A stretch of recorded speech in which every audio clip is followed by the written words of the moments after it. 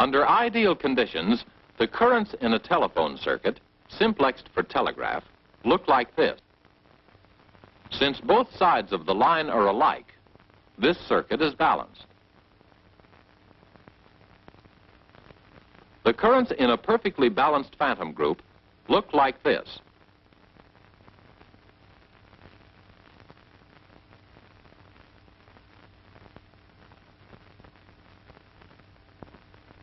But in the field, circuits are often unbalanced. Because of this, simplex and phantom circuits produce their own special trouble symptoms. Cross-ringing,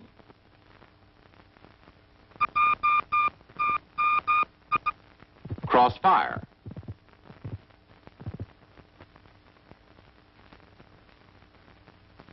relay chatter, and the most common of all, crosstalk. Major Kurtzer, about that ration report. Man, how? What? About that ration report. X-ray, Able. Who the hell's in on this line? George, Ogle, Tear. Mike, These symptoms usually occur in combination. Understanding them will help you to diagnose trouble and tell you which circuits, if any, are still usable. To understand the symptoms, we must first study the causes behind them. Let's take the simple example of a telephone circuit which has been simplexed for telegraph. Suppose the line is accidentally shorted. What happens to the telephone current? Because of the short, it never reaches its destination.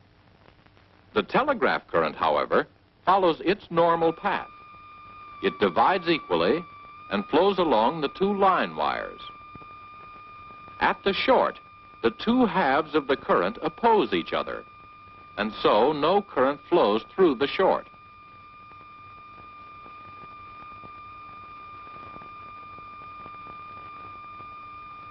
We can see then that the telegraph channel is unaffected by the short, but the telephone channel is useless until the short is cleared.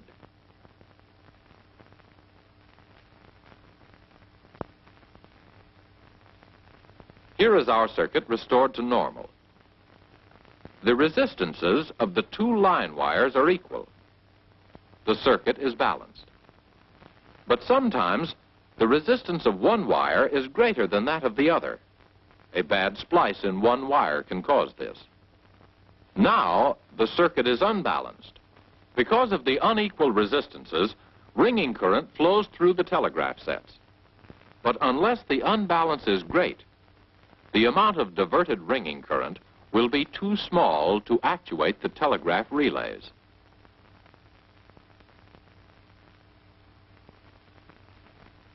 As usual, telegraph current flows to the midpoint of the winding of the repeating coil.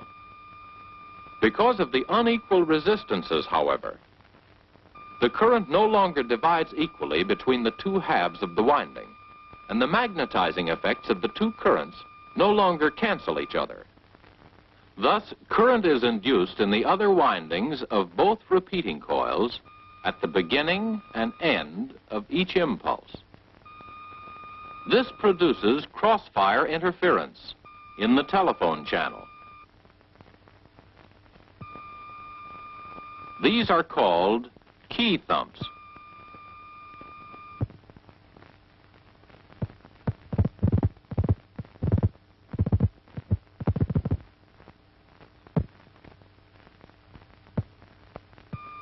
Other than being an annoyance, they do not affect telephone communication.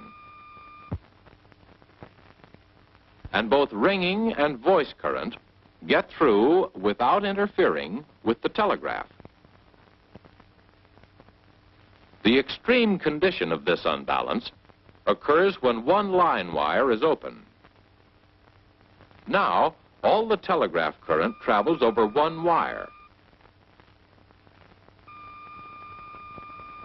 And the current induced in the telephone circuit is at a maximum.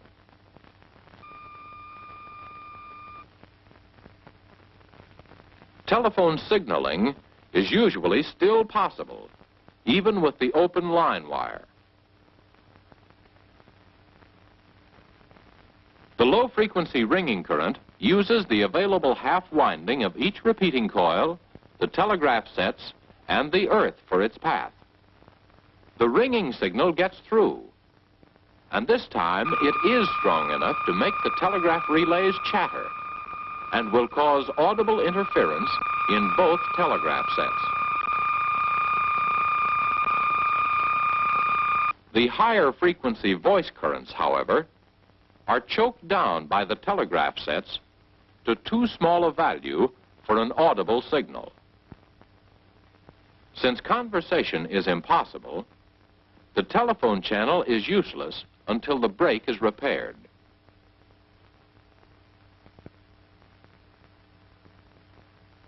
Another condition which causes interference is an accidental ground on one of the line wires.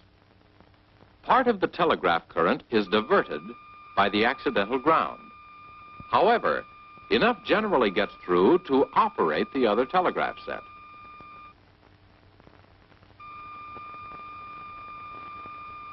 Currents are unbalanced in both repeating coils, and current is induced in both the other windings. Notice that the induced current is greater at the sending end than at the receiving end.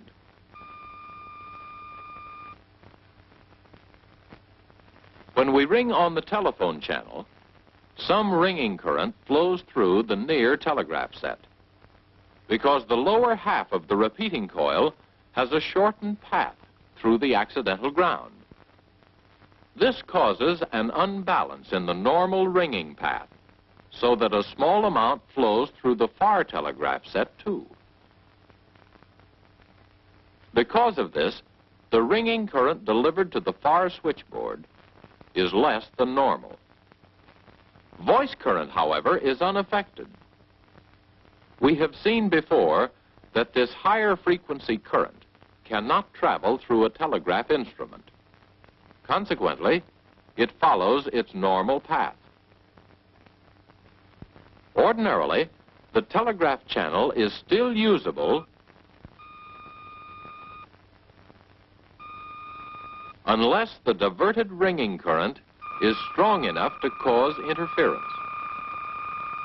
The telephone channel is still okay too, but its quality may be somewhat impaired by key thumps. And like any other grounded circuit, it's apt to be noisy. So much for the Simplex. Here is what we have seen so far. When the line is shorted, the telephone channel's no good.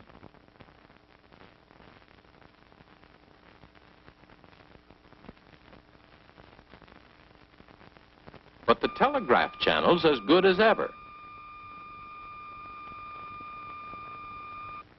When the resistances of the two line wires become unbalanced, telephone current flows through the telegraph sets, but it's rarely strong enough to interfere with telegraph communication. The telegraph does interfere with the telephone, but not sufficiently to disrupt telephone communication. When one wire is open, telegraph is still okay. Ringing current gets through too, but interferes with the telegraph channel. Voice current is blocked. When one wire is grounded, both channels are generally still usable. Telegraph current is weakened, though, and interferes with the telephone. Ringing current is also weakened and may interfere with the telegraph. Voice current is unaffected.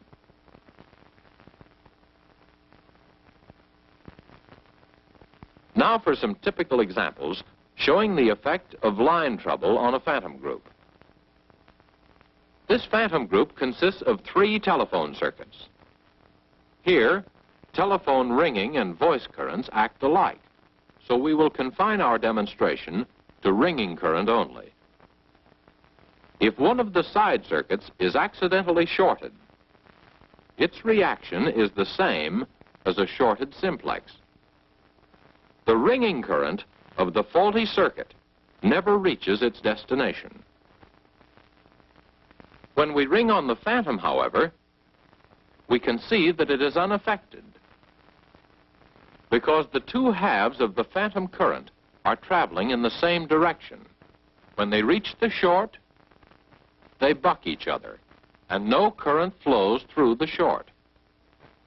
That is exactly what happened in the telegraph channel of the shorted simplex. The other side circuit is unaffected. The faulty circuit is no good until the short is cleared. It follows that if both side circuits are shorted, both are useless. But the phantom is still okay. Now let's assume that our trouble is an open in one of the side circuits. This is the extreme condition of unbalance.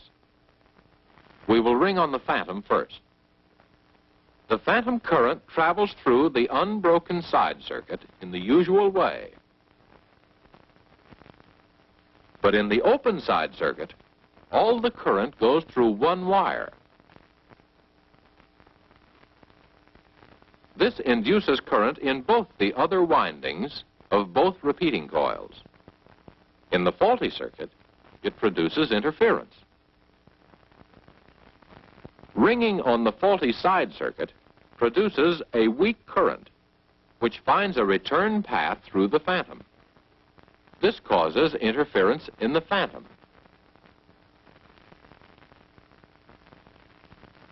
The unbroken side circuit operates as usual.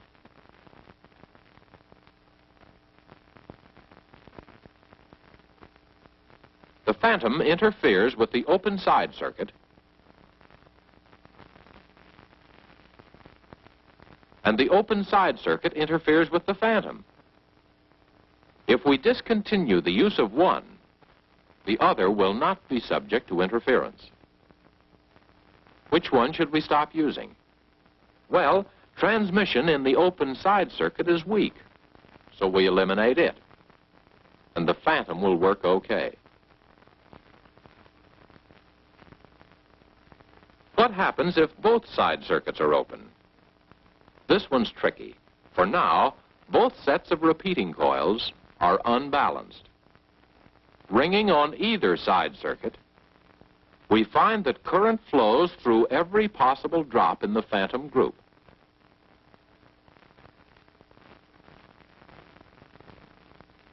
The jack we ring on is, in effect, connected in series to the other 5 drops.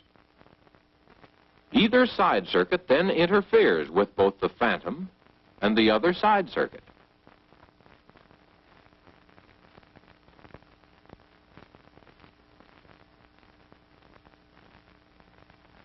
Ringing on the phantom, we find that the current is stronger, but the path is the same. Consequently, the phantom interferes with both side circuits. We've got 3 circuits interfering with each other. No matter what we ring, we hit the jackpot.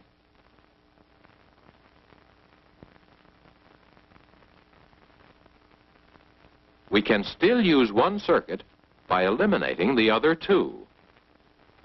The phantom is strongest, so we stop using the side circuits. They can't interfere with the phantom if we don't use them. Until the 2 open side circuits have been cleared, we can at least use the phantom.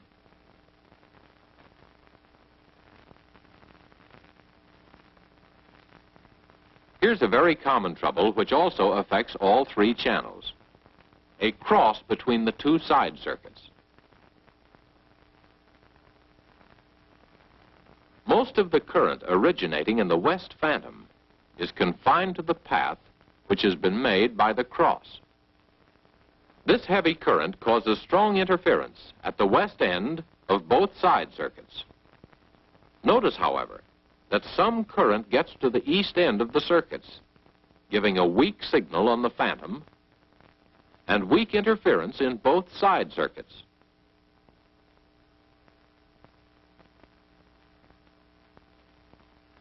Ringing on one of the side circuits, we can see that the current follows a similar path and causes interference in the other two west drops. And here again, the circuits are affected at the east end. We've got three circuits interfering with each other again. But this time, two can be made to work fairly well. If we cut out the phantom connections at both ends, the two side circuits can be used. Actually, we no longer have a phantom group. What we do have is two metallic circuits accidentally crossed, and we won't get any more interference between them than is usually caused by this condition. A short on a side circuit affects only that circuit.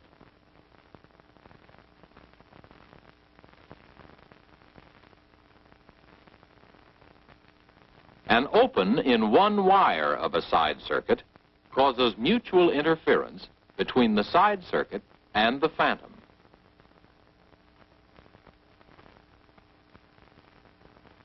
When both side circuits are open, all three circuits interfere with each other.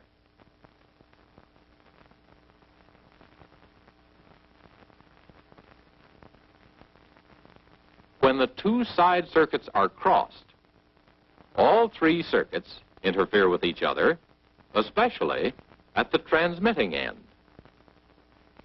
This isn't the whole story. Each of the examples you've just seen has shown only one kind of trouble at a time. Friendly vehicles and troops, unfriendly elements, and enemy action bring on combinations of shorts, grounds, opens, and crosses. An understanding of the basic theory, however, will help you handle these combinations yourself.